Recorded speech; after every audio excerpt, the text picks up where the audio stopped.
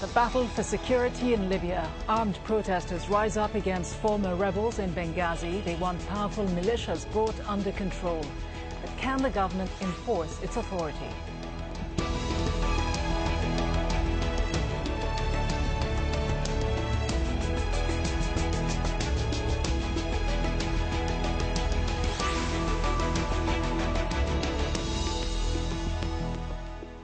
Hello and welcome to the program. I'm Rida Fakhri. It's nearly 2 years now since rebel fighters brought down Libya's longtime leader Muammar Gaddafi. But the authorities have yet to form a credible and professional army or even a police force. Instead, they're relying on powerful militias to maintain security. But there's a growing frustration and resentment. Protesters have stormed a militia base in Benghazi where the Libyan uprising began. Fighting involving the Libya Shield Brigade has killed and injured dozens. Protesters want militias to give up their weapons and submit to the full authority of Libya's security forces. But a spokesman for the armed group says the brigade falls under the umbrella of the Defence Ministry. Dominic Kane reports. A political protest that suddenly turned violent. These demonstrators had marched on the offices of the government-approved Libya Shield Brigade. They were calling for them to disband and a proper national army to take their place. When the protesters started throwing rocks at the building, this was the response they received. In the chaos that followed, the casualty count was high. Armed militias helped overthrow Muammar Gaddafi, and ever since then, many have continued to operate. In some places, the government has encouraged this, while outlawing them in others. And there have been successes, as in Tripoli on Saturday, when more than 1,000 militiamen turned up to hand over their weapons. What we are doing today is an important step in rebuilding the Libyan army and the country itself. Our strategy is to place these army barracks outside the cities. That's what we've been trying to achieve. But despite moments like that, elsewhere, militias have been attacking the army more and more often. And despite reinforcements, the security forces have been unable to stem the tide of violence. It's led the Prime Minister to call for all militias to disband. In Benghazi on Saturday, the protesters were adding their voices to that call. But it was hard to hear. Dominic Kane, Al Jazeera.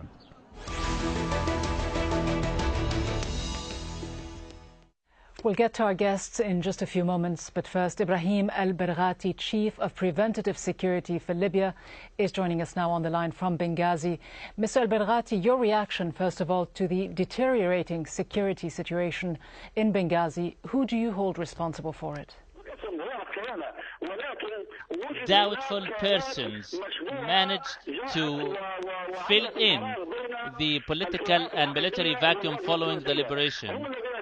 It is them who took leading roles in the political process. It is true that there are fighting militias and other units fighting. However, there are certain units who were given legitimacy by the state, and they were uploaded by the people, the grassroots masses. However, we are not aware who is fueling anger among the masses against those units who were given legitimacy by the state and by the people, including those who took part in the liberation and provided security following the political and military vacuum following the collapse of the former regime. We are still facing a challenge in terms of security and the remnants of the regime.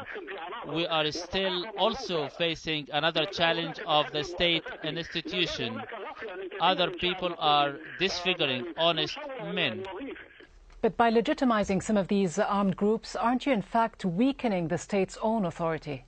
Following the liberation, many of the military and security apparatuses were disbanded. Only few honest, honorable men took part in liberating the country, fighting at the front line, then providing security in the liberated areas.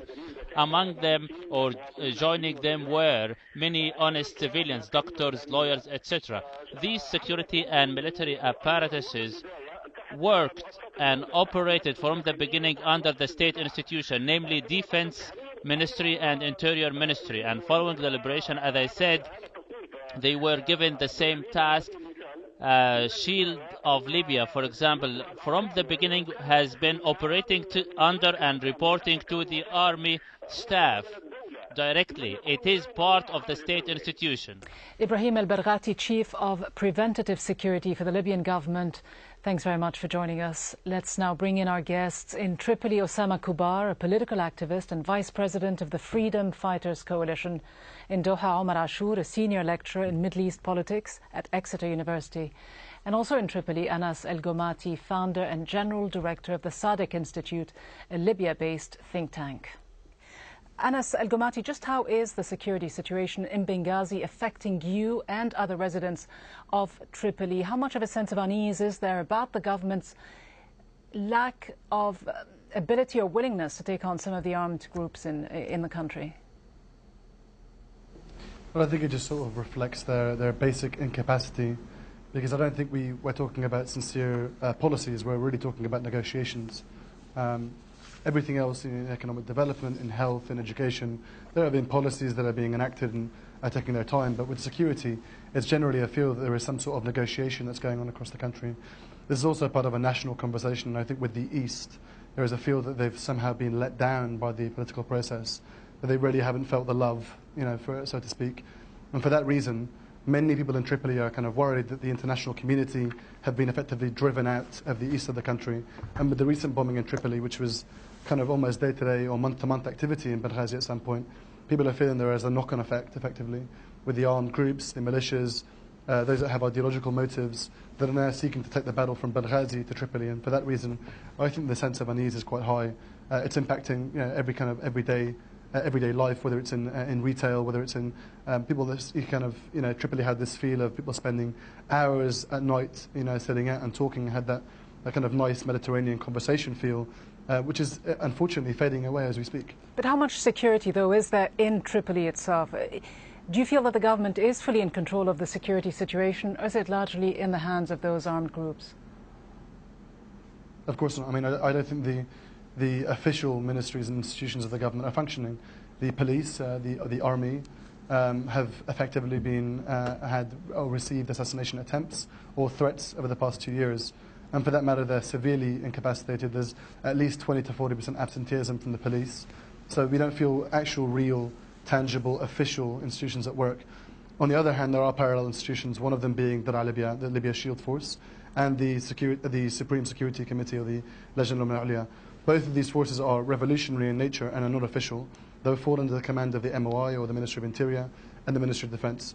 To keep it short, both of those groupings are not official bodies. They may wear uniforms that reflect their some sense of loyalty to the government, but effectively, there's no sincere command or control. It's a very, very weak structure in that sense. They're ill-disciplined. In terms of money, there are many, many kind of disputes, and day-to-day activities, security is hampered by these kind of disputes because they often lead to violent conflict and violent confrontation. And for that reason, security is weak at best. In terms of level of threat, day-to-day life continues. I mean, it's testimony to the Libyan people that they're a very tenacious bunch and national body, but effectively, in terms of what the governed feel is being done by the governor, it's very little in terms of day-to-day security. Osama Kubar, a sense of unease clearly among civilians, reflected in the words of Anas El-Gomati. You represent the so-called Freedom Fighters Coalition. What are you fighting for, and who are you fighting against? Well, first of all, I would like to extend my sincere condolences to all who really died yesterday in this innocent confrontation, I would really call it. It's a very sad day yesterday, and I hope things will be really resolved peacefully today and coming forth. I think what Mr. Gomati has just stated is absolutely right. What we are standing for now, like the revolution is still there. There's no really so-called institutions well established down here. in Libya. So what's really controlling or providing the peace and security in the country and protecting the country is basically the shield of Libya. These are the freedom fighters who really fought to liberate the country, and in a sense, many of them, they don't want really to join the official army, and they are really doing their job until the official army and the official institutions that belongs to the government stand tall and firm and be capable of defending the country. But is this about a power struggle? But who are you fighting against? Will go back to their normal life. Are you fighting against the government or other factions? And the country and the official institutions, the Defense Ministry or the Ministry of Interior, they are incapable really of providing internal security, nor capable of really defending the borders of the country. So that's why the Shield of Libya, who like I would say, the core of this Shield of Libya are the freedom fighters, are the ones who are really providing the security inside Libya and protecting the country now. Omar Ashur, clearly some of the militias are still unwilling to disarm. The government, we heard from a military spokesman moments ago, saying that some groups have legitimacy, that they operate under the control of the government and its defense ministry. Others don't. Just how genuine, though, is the government in tackling the presence of armed groups? Is it still using some of them to settle some tribal conflicts? It is true. It's a question of capacity, but let me tell you that Libya Shield is a part of the Ministry of Defense. It was used by the Ministry of Defense to settle tribal disputes, most notably in Kufra between February and June 2012. I was in Libya in February 2012 when the ministry and the government celebrated the reintegration of more than 5,000 members, mainly under the command of Libya Shield, and also the Ministry of Interior celebrated the reintegration of some of the brigades under the command of the Ministry of Interior back then. So they do operate, but the problem is more complex than just nominal affiliation with the Ministry of Defense. Part of the problem is what I call the collective reintegration of these brigades. The brigades get integrated in the ministry as a group. The command and control structure belongs to the group commander, not to the Minister of Defense. So they take orders from the group commander, not from the Minister of Defense, and that was so obvious in the Kufra events back in June of 2012 when the Minister of Defense was calling the troops back and the troop commanders were insisting to continue their efforts, which turned out into a combat mission. They were on a conflict resolution mission, not a combat one, but that turned into a combat mission. So this is part of the problem, but the other problem is the armed groups that refuse reintegration, even collective reintegration into the state bodies, into the Ministry of Interior and the Ministry of Defense. So those are, they are divided into several categories. One of them is the political categories, groups that have political ambitions. For example, the federalism issue comes to mind, groups that are affiliated with specific political parties, groups that are regional, have regional demands, such as groups in Misrata and Zintan, who are armed and refuse to get integrated into the state structures. They keep their weapons and they operate autonomously. But also there is the ideological dimension as well, groups that don't see the legitimacy of the government and the legitimacy of the state. They don't believe in the electoral process that happened and brought the General National Congress, the GNC. They reject that, and therefore they want to stay outside of the state system, and they have their own ideological body to legitimate that. And then a third division, which is basically the criminal or the economic activity, organized crime activity of some of the groups who are made up mainly of ex-cons that were released under Gaddafi, were able to have access during the revolution to weapons and mid-size and some heavy machine guns as well, and were able to consolidate themselves in such a way. So you have this multiplicity of these groups. Obviously, the question of capacity of the government to reintegrate all this, all to deal with the ones that are outside of its authority, is very difficult. The civilian control over the armed institutions of the Libyan state is not there yet, and there is a long way to go to do so. Anas Al-Gumati, is the government able to control any of these militias, even if it wanted to? Because not so long ago, just a few weeks ago, we saw some of these armed groups laying siege to some key ministries in Tripoli, the Justice Ministry, the Foreign Ministry, even the Finance Ministry, and making some quite serious demands and asking for political concessions. Is it working? Is the government caving in? No, I don't think the government has the current capacity to respond to its democratic mandate to in effect, bring under control, and I think that's the key word here, is to bring under control its Minister of Defence and its Minister of Interior in the way that it seeks to, in order to try and have some semblance of a monopoly on legitimate use of force. In that sense as well, I think it's an obvious one that protests don't lead to deaths. I mean, they shouldn't in any normal, civilised, decent country. They shouldn't lead to death, and I think the government knows this. What leads to death is when you have a group of people that are ill-disciplined, that lack basic training, and in situations of extreme stress, cannot discern between a protester and an armed individual that is posing a serious threat. And in that sense, Ministry of Interior and Ministry of Defence are nice umbrella terms, are nice institutions where we try to think of, some form of legitimacy, or some form of a formalisation of an institution. But in reality, what is a day-to-day tangible effect on the people? Nothing. Apart from a change in uniform, many people in Libya don't feel that the Ministry of Defence, and this was the key problem yesterday in Benghazi, that many people don't feel that Libya properly represents and properly acts in the name of a Minister of Justice, in a Ministry of Defence, and that's what leads to deaths.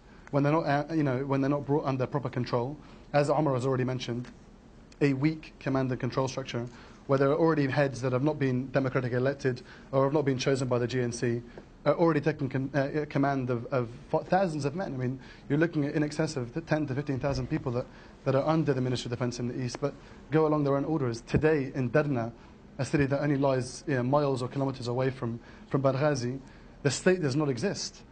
Neither does the police, the judicial police, the Ministry of Defence or the army. They don't exist anymore. They have absolutely no presence there. And Benghazi is only the tip of the iceberg. Osama Kubar, clearly many civilians in Libya want to see a national army in charge of security in the country. Do you accept the legitimacy of the government, its responsibility over security? Are you willing to disarm? Absolutely, all Libyans would like to see an official army and an official police division working in the country. Everyone really would like to go to that direction. The problem is that people are really in rush and in a hurry. We are still getting out of a fierce revolution.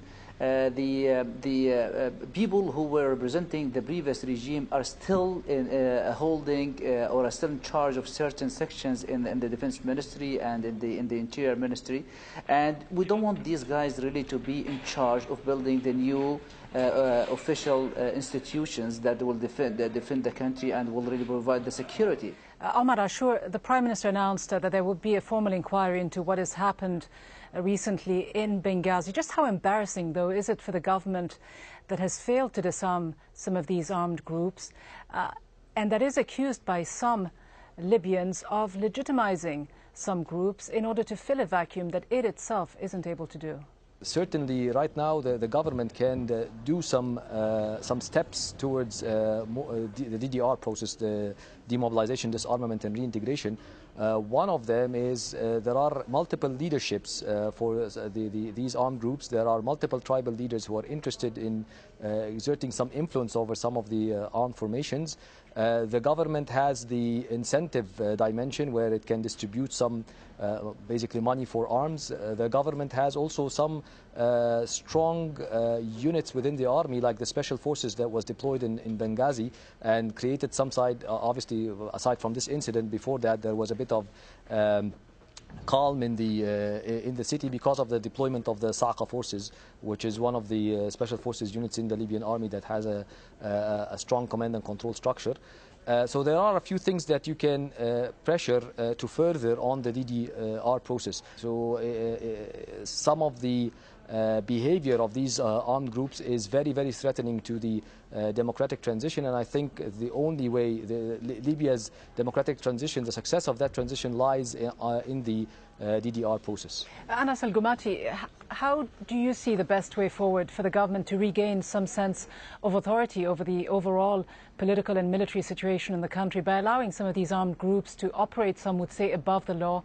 Is the government ultimately weakening its own authority?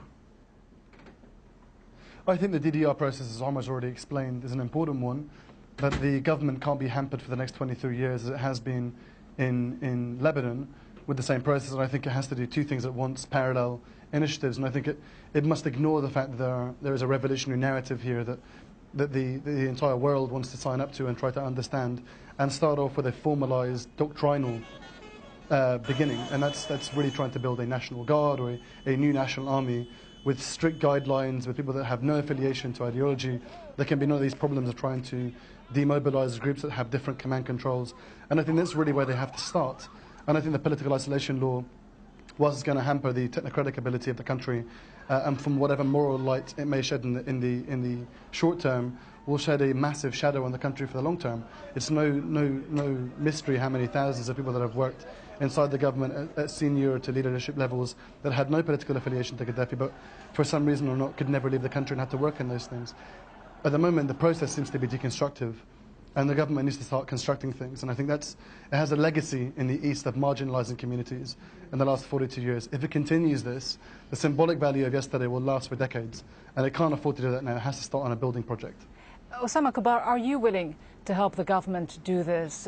Are you willing to integrate into and join a national army, and also call on other militias to do the same? We are not really a militia. We are really working with the government in tandem. Like all the security that we're providing inside the country and to the borders, it is the Shield of Libya that is doing this. I'm telling you, if we really put down our weapons now, the government would not be able to provide any level of security to the cities nor to the borders. We are working together with the Defense Ministry, with Mr. Zidane, in really pushing those institutions forward.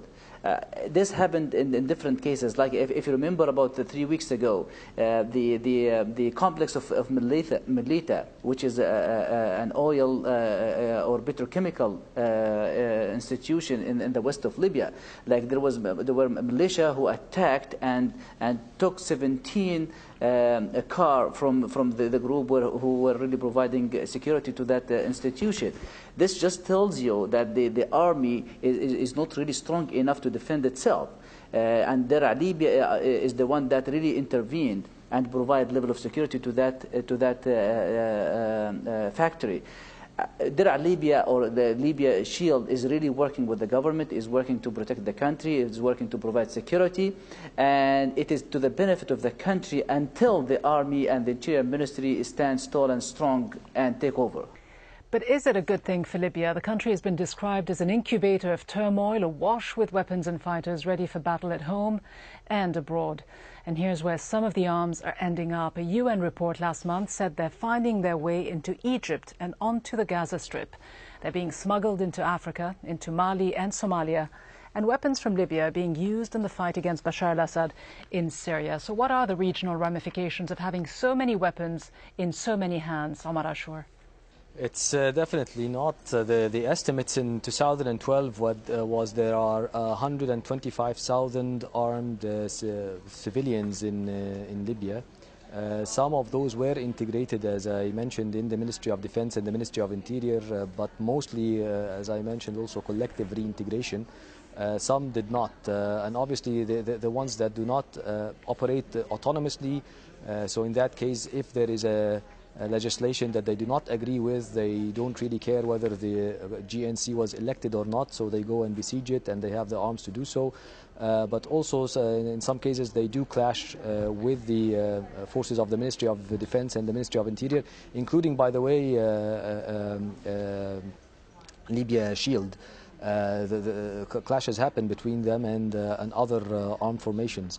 But also on the regional dimension, there is a multiplicity of ramifications. Some of those weapons find their way mainly to Egypt, but also to Syria, which is something good for the Syrian revolution. But at a later stage, we will not know how would this impact the regional situation. But overall, I think it is very critical at the moment to have some sort of civilian control over the armed formations of the state first, of the Ministry of Interior and Ministry of Defense, and then at a later stage use these ministries to perform a better reintegration process in Libya. Omar Ashur, Osama Kubar and Anas Al-Gumati, thank you all very much indeed for joining us on this edition of Inside Story. And thank you for being with us. From me, Rida Fakhri, and the entire team, thanks for watching.